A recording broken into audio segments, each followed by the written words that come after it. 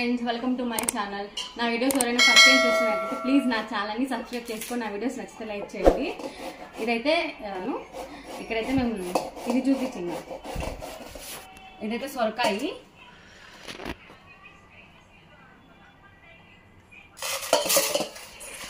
సొరకాయ తప్లెంట్ చేసుకోవడానికి అయితే ఇక్కడ సొరకాయ తురుముకుంటున్నాం మేము. ఇక్కడైతే తప్లెంట్లోకి మిర్చి పేస్ట్ అయితే వేస్తున్నాను.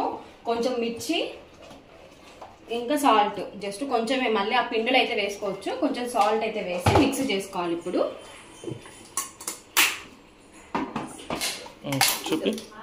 ఇలా అయితే పేస్ట్ చేసుకోవాలి మిర్చి.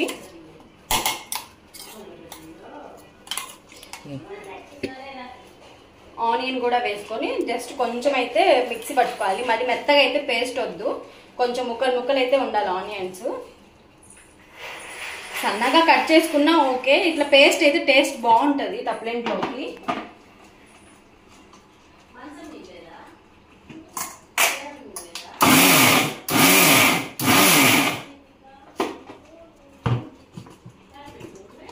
సో ఇలా అయితే పేస్ట్ చేసుకుంటే బాగుంటుంది. ఏంటో సన్నగా ముక్కలు కట్ చేసుకున్నా ఓకే, లేదంటే ఇట్లా మిర్చి ఒకసారి పేస్ట్ చేసుకొని దాంట్లో ఇలా ఆనియన్స్ వేసుకొని చిన్నగా అయ్యేటట్టుగా మిక్సీ చేసుకుంటే ఆ టేస్ట్ అయితే ఇంకా బాగుంటుంది. ఇక్కడైతే తప్లెంట్ పిండి అయితే కలుపుతుంది మా అమ్మ. ఇదైతే సొరకాయ తురుము, ఇంకా దాంట్లో అయితే బియ్య పిండి. తురుము నీరు ఎక్కువ ఉంటే పిండి ఎక్కువ పడుతుంది. అయితే ఇదైతే కొంచెం నీరు తక్కువ ఉన్నాయి కాయలు, సో పిండి అయితే కొంచెం తక్కువ వేసాం మేము. కొంచెం అయితే జీలకర్ర ఎక్కువ వేస్తేనే బాగుంటుంది టేస్ట్. ఇట్లా నాకు చేతికి ఎట్లా చూపించేసేసేయండి. ఇవైతే శనగపప్పు,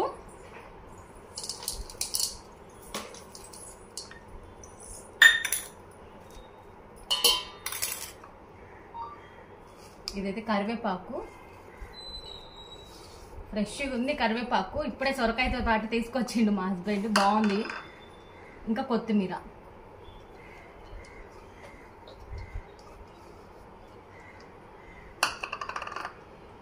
సో దానికి సరిపడా ఉప్పు.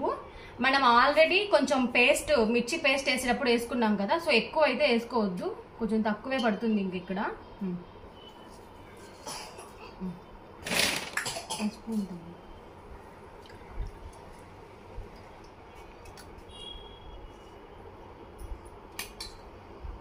ఇంక ఇదైతే మిర్చి ఆనియన్ వేసాం కదా పేస్ట్, అది ఇట్లా పేస్ట్ వేసుకుంటే సొరకాయ తురుము కొంచెం నీరు తక్కువ ఉన్నా కూడా తప్లెంట్ కొంచెం మెత్తగా సాఫ్ట్గా వస్తాయి. అందుకైతే ఇట్లా పేస్ట్ చేసుకోండి, బాగుంటుంది.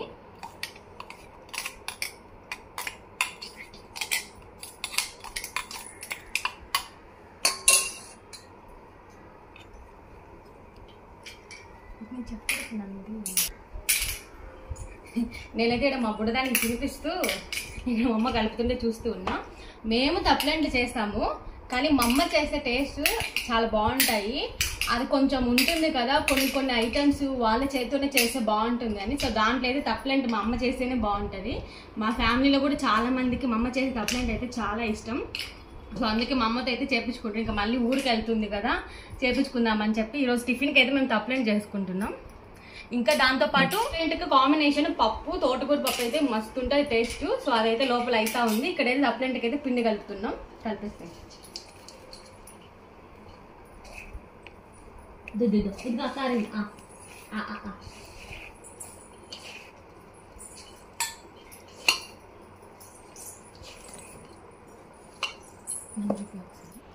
సో ఇక్కడైతే కలిపేయడం అయిపోయింది కదా. ఇక్కడైతే ఏ వాటర్ అయితే యాడ్ చేసుకోలేదు, జస్ట్ అవన్నీ వేసి మిక్స్ చేసుకున్నాము. ఇంకా మనం చేసుకునేటప్పుడు కొంచెం పిండికి అయితే వాటర్ వేసుకొని మిక్స్ చేసుకోవాలి. ఇప్పుడే వేసేసుకుంటే అవి ఆయిల్ అయితే ఎక్కువ లాగేస్తుంది ఆ తప్లెంట్. సో ఈ టైంలో ఇంకా ఏదైనా దీంట్లో సాల్ట్ లేదా పడేది ఉంటే టేస్ట్ చూసుకొని ఇప్పుడైతే యాడ్ చేసుకోవచ్చు. సాల్ట్ పడుతుంది, సాల్ట్ అయితే తక్కువ ఉంది, కొంచెం వేయి మా సాల్ట్ పడుతుంది. మళ్ళీ వాటర్ వేసుకున్నాకైతే మిక్స్ చేయడానికి అవ్వదు. సో అందుకే ఏదైనా ఉంటే ఈ టైంలోనే టేస్ట్ చేసుకొని ఏదైనా ఉంటే యాడ్ చేసుకోండి. ఇంకా ఇక్కడైతే తోటకూర పప్పు అయితే రెడీ అవుతుంది. ఇక దీనికైతే తాలింపు వేసుకోవాలి. తప్పులేంటూ అనుకున్న రోజైతే టిఫిన్ తినడం కొంచెం లేట్ అవుతుంది. మార్నింగ్ లేచి రెడీ చేసుకుంటే త్వరగా అవుతుంది, బట్ కొంచెం లేయడం లేట్ కదా మనం ఇక్కడ. సో అందుకనైతే కొంచెం లేట్ అవుతుంది. ఇక్కడైతే తాలింపు వేస్తున్నాను. మామూలుగా తాలింపు వేసి పప్పులో వేస్తే అయితే మా హస్బెండ్కి ఇష్టం ఉండదు. ఇలా వేస్తే టేస్ట్ బాగుంటుంది అంటాడు. ఫస్ట్ నేను కూడా ఇలా చేసేదాన్ని కాదు, బట్ వన్స్ ఈ టేస్ట్ తెలిసాక నాకు అర్థమైంది. సో టేస్ట్ అయితే డిఫరెంట్ ఉంటుంది ఇలా తాలింపు వేసుకుంటే, కానీ కొంచెం సైడ్ అంతా క్లీనింగ్ ఎక్కువ అవుతుంది ఇలా చేస్తే. అందుకు నాకైతే కొంచెం ఇలా చేయడం కంటే నార్మల్గా వేయడమే మేలు అనిపిస్తుంది. బట్ టేస్ట్ కోసం అనుకుంటే ఇలా ఒక్కొక్కసారి అయితే తప్పదు. సో పప్పు అయితే రెడీ అయింది. ఇంక ఇప్పుడైతే తప్లెండ్ చేసుకోవాలి. ఇంకా మేము ఇక్కడ ఏ వాటర్ అయితే యాడ్ చేయలేదు. ఇంకా దానికి ఉన్న నీరు ఆ పేస్ట్ తోటి అయితే సరిపోయింది. ఇంక ఇక్కడైతే తప్లెండ్ చేసుకుంటున్నాము. చిన్నవే చేసుకుంటాం మేము, పెద్దగా అయితే చేసుకోము. ఇంకా మా అమ్మే చేస్తా ఉంది ఇక్కడ తప్లెంట్. సో ఇక్కడైతే ఈ సెరవలో చేసుకుంటున్నాము. ఇంకా మా అమ్మ వాళ్ళ ఇంట్లో అయితే రాగి సెరవ ఉండేది, దాంట్లో చేసుకునే వాళ్ళము. ఇంకా మా ఇంట్లో అయితే లేదు. సో దీంట్లో అయితే చేస్తుంది మా అమ్మ.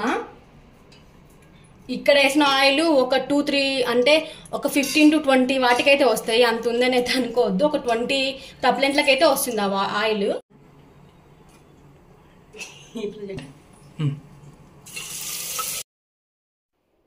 ఇంక ఇక్కడైతే ఆయిల్ బాగా హీట్ అయింది. ఇప్పుడైతే అమ్మ అన్నీ వేస్తూ ఉంది. ఇలా అన్ని తప్పులేంట్లు అయితే ఆ సెరవకు సైడ్కి అయితే అలా పెట్టుకోవాలి. ఇలా పెట్టడమే నాకు భయము. ఆ సెగొస్తుంది, ఆయిల్ ఎక్కడైనా తగులుతుంది చేతులకు అనేసి నాకు కొంచెం భయం. అందుకే నేనైతే ఇలా చేయను. నార్మల్గా బాండీలో కొంచెం ఆయిల్ వేసి ఫ్రై చేస్తాను, డీప్ ఫ్రై చేస్తాం కదా, అలా చేస్తా. కానీ మా హస్బెండ్కి అయితే ఇలా అంటే ఇలానే ఇష్టము.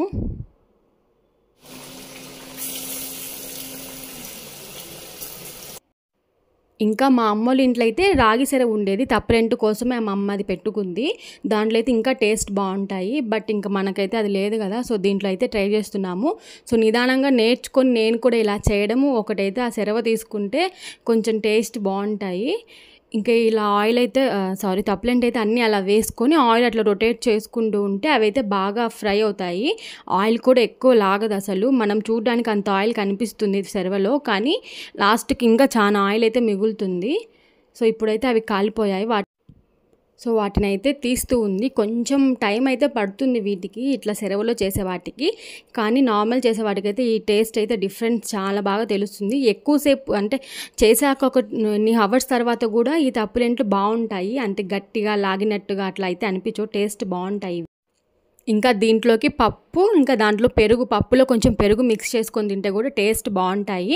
మేము చిన్నప్పుడు వచ్చి పప్పుతోనే తినేవాళ్ళము. వన్స్ పెరుగు టేస్ట్ తెలిసిన తర్వాత పెరుగునైతే వదలకుండా తినేవాళ్ళం దీంట్లోకి. సో ఈ వీడియో నచ్చితే లైక్ చేసి షేర్ చేసి నా ఛానల్ని సబ్స్క్రైబ్ చేసుకోండి. Thank you.